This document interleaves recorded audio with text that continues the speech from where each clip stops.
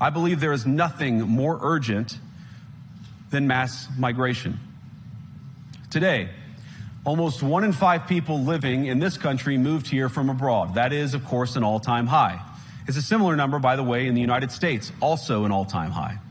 The number of immigrants who entered the EU from non-EU countries doubled between 2021 and 2022 alone, and of course, it's gotten much higher since. And we know this situation, it didn't materialize in a vacuum. It's the result of a series of conscious decisions made by politicians all over the continent and others across the world over the span of a decade. We saw the horrors wrought by these decisions yesterday in this very city. And of course, I can't bring it up again without thinking about the terrible victims who had a beautiful winter day in Munich ruined. Our thoughts and prayers are with them and will remain with them. But why did this happen in the first place?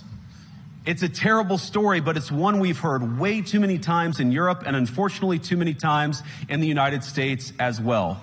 An asylum seeker, often a young man in his mid-20s, already known to police, rams a car into a crowd and shatters a community.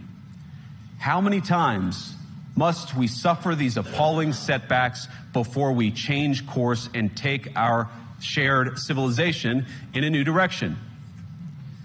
No voter on this continent went to the ballot box to open the floodgates to millions of unvetted immigrants.